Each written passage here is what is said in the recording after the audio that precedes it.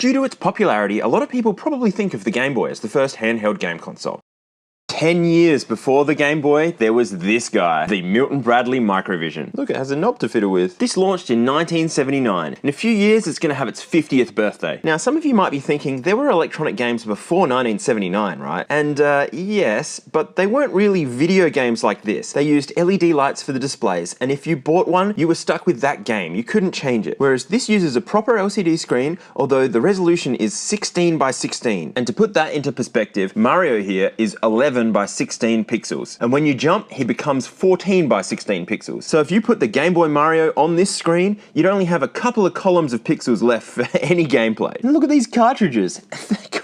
They're huge. Each one has its own screen art with gameplay information and its own control layout. The actual electronics is just in the top section here behind the label. It incorporates the CPU and game code into the cartridge. Strangely, the US games and the European games have different buttons. America had to reach through and press the membrane directly, whereas Europe got these nice plastic buttons. I had thought that the European release must have been later, so they updated the buttons to be nicer, but it seems like they all came out in 1979, so I'm not really sure what the story is there. Sadly, like a lot of pre-internet devices, the history of these is severely lacking online. If you've got any information that I don't share in this video, please leave a comment and let me know. The early models of the Microvision took two 9-volt batteries, and that's because they were using a power-hungry CPU. But this thing probably came to mind when they were designing the Zavix, because like the Zavix, the CPU is in the cartridge with the game code and everything. So when they hit CPU supply problems, they just switched to a different one. The new CPUs used way less power, so they dropped back to one 9-volt battery and relabeled the other space as a storage compartment. Now you'd probably think it's time for gameplay, wouldn't you?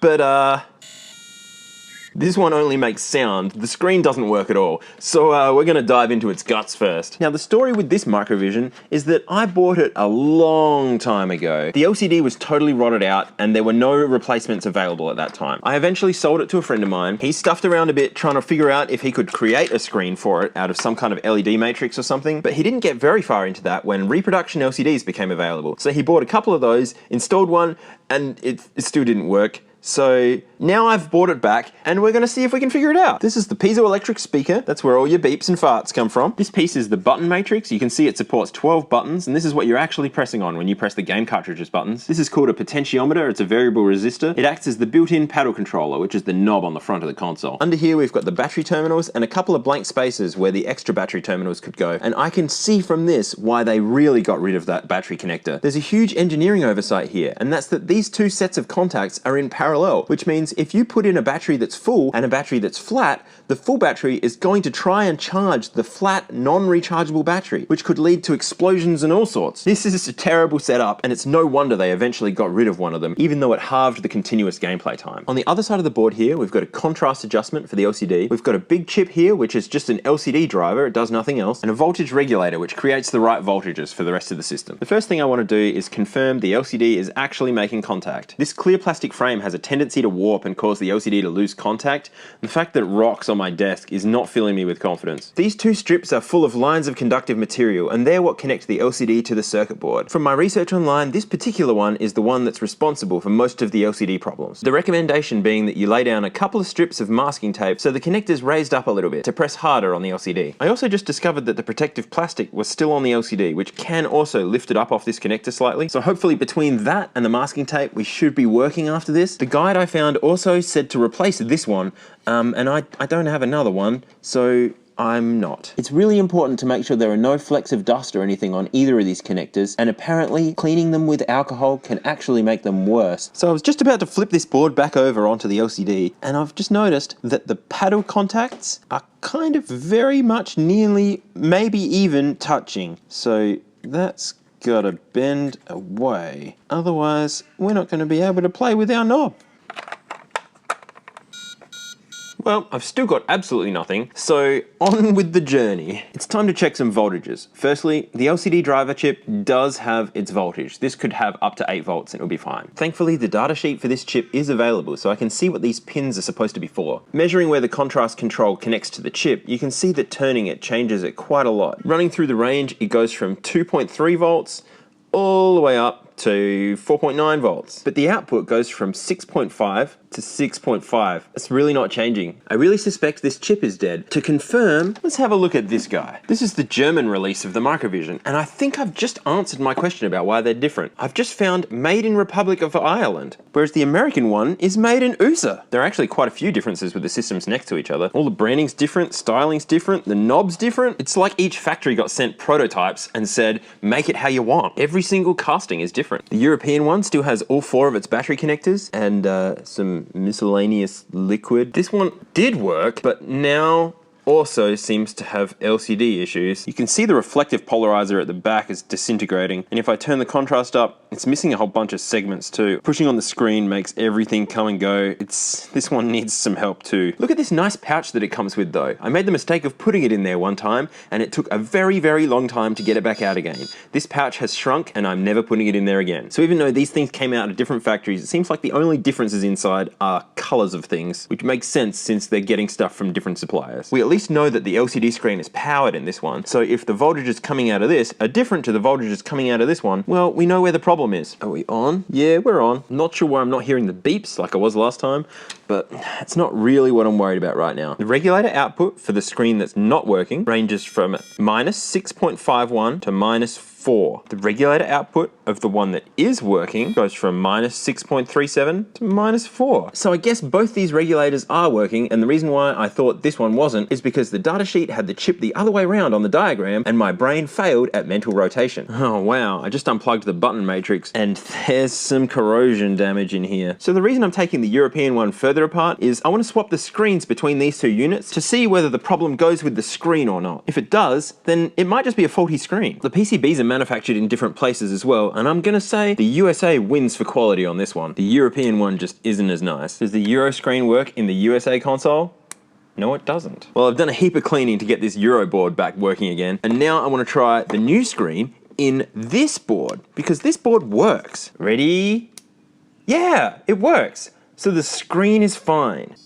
And we got sound back on this one too, so I guess that was that corrosion on the board stopping that from working. Really, as far as I can tell, the last thing it could be is this chip. This purple line is the European console, the yellow line is the USA console. So if I display some random output pin on both of them, yeah, I got nothing out of the US one. This is the data coming from the cartridge and going into this driver chip. Interestingly, they aren't running at exactly the same speeds, otherwise those waveforms would be synchronized, but we can see that there's similar data on both of them. But as soon as we swap from the inputs to the outputs, the USA one stops doing anything. So since all the inputs to these 2 chips are identical, but this one's missing its outputs, sadly, that means this guy is cactus.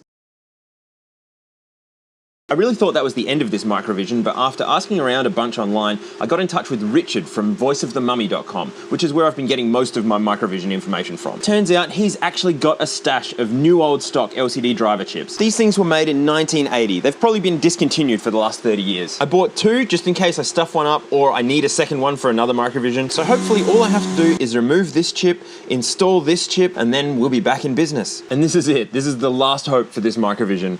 Will it work? On. Ah, it's on! Look at this. This is the first time I've ever seen this Microvision working. Go!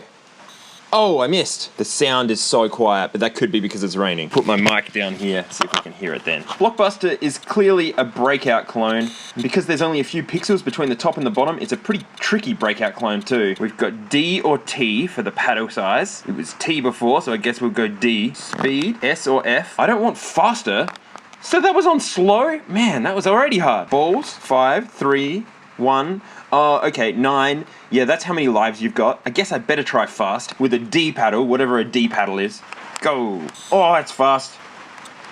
Oh, how am I supposed to play this? I'm guessing because my paddle is 2 pixels now, that D might be double and T must be triple pixels. I don't know why they didn't make it a 2 and a 3. Definitely want it on slow. I swear I hit that. What? So depending on which of the 3 pixels the ball lands on, it bounces in a different angle. There's only 3 different angles. It's so hard. I swear about 3 of those hit the paddle and I still failed. I do also have another brand new LCD for the other Microvision. So with that installed, now I have 2 working Microvisions. I wonder if they both run exactly the same. Go. They did so far. I think they're the same. Oh, it changed. I had thought that difference in serving might be because of different versions of the game, and I guess it could be. There is an E on this chip, but otherwise the numbers match up and it's probably the same. The ball serve could be made unpredictable by something else that was going on in the game that didn't quite match up between the consoles. The actual PCBs themselves are quite different though. This one has an op amp on it, which I'm guessing is probably running the audio. This chip is an entire, although very simple computer system with ROM, RAM, CPU, the whole lot. Now we can get into some more games. I even bought another game while I was waiting for those chips. Let's have a look at Shooting Star. I'll use the American Microvision because it's the one that I just put all of the effort into. Except it doesn't seem to work. What about in the Euro one? Nope. Excellent. Well, Shooting Star's not making it to its 50th. What about Sea Duel? This has got a broken clip, so it's sitting up a little bit, but never mind. Now, the problem I'm going to have with this game is that I don't know how to play, and, U-Boot oder Zestere in einem Siegeffekt gegen einen Gegenspieler zu führen oder allein gegen den Computer zu spielen. I probably actually learnt some of those words in school, but not enough to actually understand what I'm reading here. That's better. The goal of the game is to lead a submarine or destroyer in a naval battle against an opponent or to play alone against the computer. Each hit counts as 1 point. 6 points means victory. Apparently when we turn this on, we're going to hear a few bars of the song Anchors Away, and then we're going to see the American flag. Neither of those things are recognizable.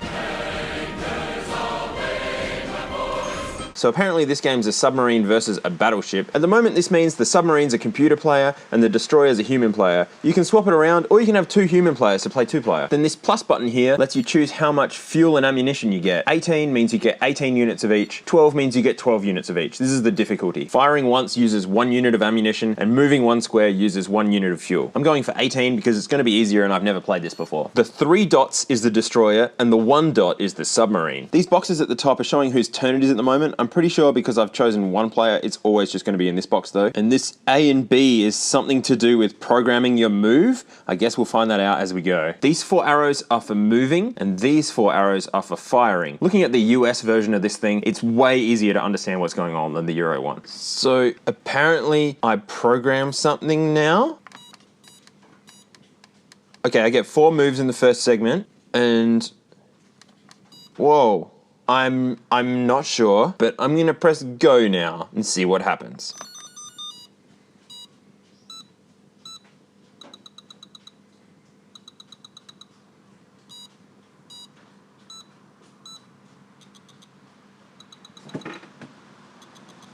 Yes, I hit it. Okay, so I'm not really sure why it's A and B, but you're programming in all the moves you're gonna do, but in between your moves, the opponent gets to move. So you don't really know what each other are doing during, and you just sort of gotta hope for the best. Luckily, I killed the submarine. Let's check out Mindbuster. For gameplay, see back. All right.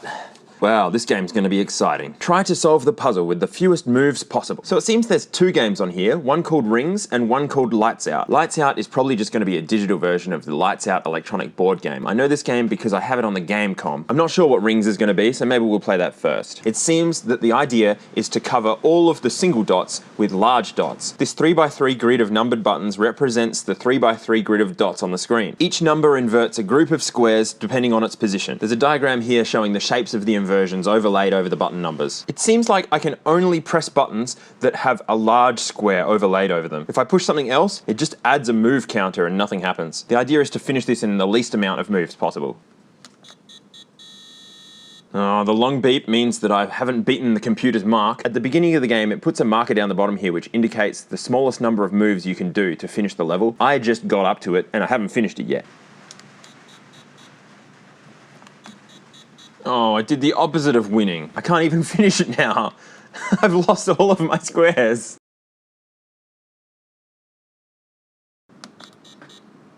Oh, is this it? That took so long. It's just beeping constantly at me now. What a delightful win sound. It's just this forever. Now let's play Lights Out. It plays pretty much the same way as the other one. You press the buttons to invert the screen in these patterns, except for in this one you want to try and get rid of all of the rings. And I should have been able to do that in 3 moves apparently, but I'm not good at this at all. Oh, I did it in 5. That's actually pretty good. Yeah, there's that highly rewarding sound again. These games are actually a lot more playable than I expected, except for Shooting Star because mine's broken. And although I thought the Euro buttons were better to begin with, they're actually both terrible. The American ones are definitely more susceptible to damage, but the Euro ones just have abbreviated labels, which makes it a lot more confusing to play. If you like a bit of colour, only the Euro games were colourful. America got beige on brown and nothing else. Although the Euro labels are a lot less interesting. And that's the Milton Bradley Microvision, the first ever portable game console. If you want ad-free early access to all my videos, join me on Floatplane for $2.50 a month. I'm also a massive video game collector. If you just want a photo of every single video game thing that I get, that's $1 a month. The link's in the description. I'll see you there.